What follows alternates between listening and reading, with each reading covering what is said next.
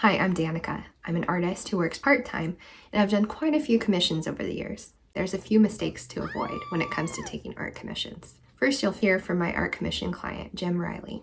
He's a friend, and also this is his first time commissioning an art piece. For the first 17 years of my naval career, I spent as a naval aviator flying helicopters. I'm currently a naval officer recruiter. The only complaint I've had from anybody so far is that there's no mustache. I said, well, that was because it was a woman pilot that I gave her the job. It's in a shadow. Shadow stash. It's blonde, it reflects off, it's fine. Right? My client, Jim, is a very specialized kind of pilot. And so when he talks about his job, sometimes I'm like, I don't really know what he's saying because he's using specialized language, even acronyms. He told me about this in an interview, and I want you to hear about that. One of the challenges we found as we were working together was I didn't understand a lot of the art terminology or the specifics of different styles or mediums. It's good to just kind of remember the audience of like exactly who you're talking to. So Jim is saying, as an artist, you must watch your language when working with clients. In order to get a commission through, you have to speak their language. They're going to use words of their own, not the styles like surrealist or texture or line or contrast. You got to watch how you speak about your art so that you can help communicate your ideas and then receive theirs and translate them into your artist language. You become a translator when you're doing this well. I worked with a swimmer who wanted a painting that was large to hang over his fireplace. He was very, very focused on the swimmer source photo, and he found the perfect one and sent it to me. And I painted it out. But then I kept sending photos back and forth to him, and he kept saying, the shoulder's wrong, the shoulder's wrong. And I couldn't see any difference for me between the swimmer on the painting and the swimmer in the source photo. But because of his expertise, he was able to see the difference to a small, small extent, and it meant the world to him. If I had given him the piece just as is and said, oh, you're out of corrections, he would have stared at that painting for the rest of his life, knowing that it was wrong in his eyes. It's really important to get those things right for your client. If they're asking for a piece of their grandchild, you could ask, well, what's important to you about this photo? What makes them them? It might be their eyes or their smile. If you get that right, that will be the biggest difference when you're capturing something that's important to your client. For Jim, it was important to get all of these military equipment pieces right in the right way, have the insignias and the numbers all right. This was a whole language that I was not used to. One of my favorite memories of the whole process working with Danica was when we were going back and forth, we would send pictures using real world examples of the things we wanted on there. And she sent me a proof one morning very early before I had coffee, and I was taking a look at it. I was like, oh, this looks great.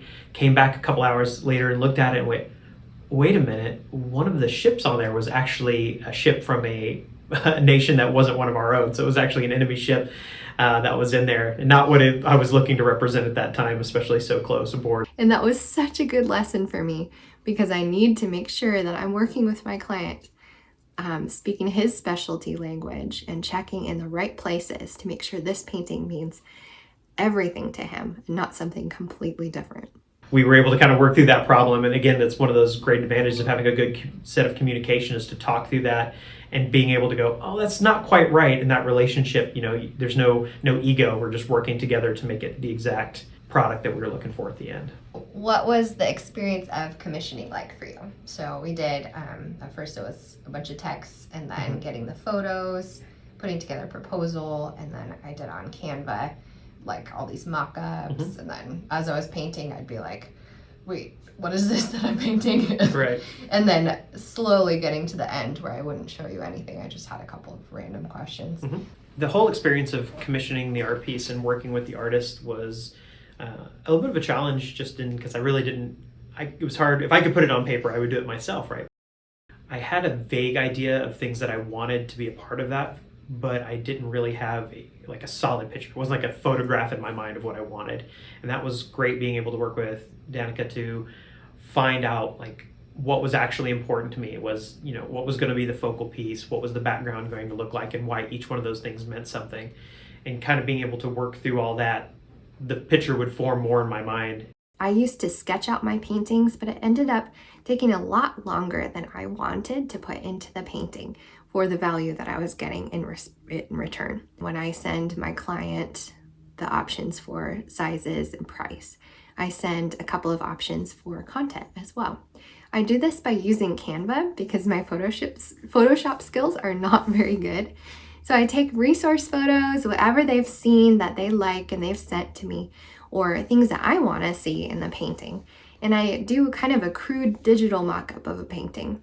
I can adjust lighting from there as well. Some clients really favor sunset or sunrise paintings in their minds, but when they see it on a canvas, they realize, oh, that means my subject will be a lot darker than I anticipated.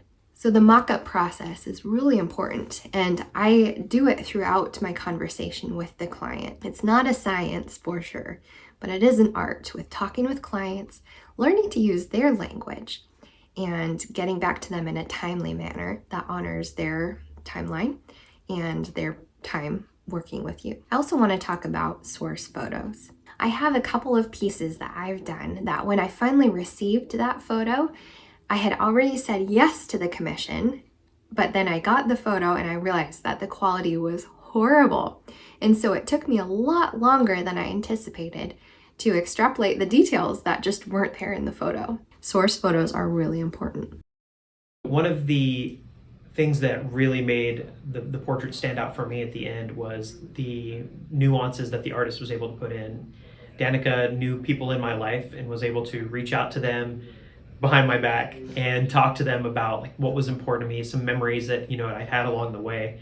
And as the person getting the painting, being open to that and allowing that to happen and knowing that those pieces are going to be there, really made it special in the end that people had given part of their time, and Danica had given up so much of her time to figure out exactly what was going to make it really special to me. Danica did a great job of really keeping me in the loop and making sure I was on board with the stylistic choices without giving too much away at the end. And ultimately, the reveal, I was surprised by how much that all put it together, but at the same time, I still knew what I was getting into. So I was very comfortable with the piece, and at a certain point, I didn't want to see anymore because I wanted that experience of being able to see it at the end. Don't do work for free. Set yourself up to be paid. I'll show you how in the next video to make sure that all of the discussions are done for you and set apart so that you don't have to pursue anybody or text everyone awkwardly to ask for money. One more sentence. Okay. If you're not sure where to start, I made a simple editable Canva template that you can download and use for your own business. It's not all done for you, but it's a great place to start when it comes to thinking about your workflow, how to work with clients, and how to price your work. Check it out on Etsy in the link in the description below. Don't forget to hit the like button and subscribe to this channel for more helpful videos like this one.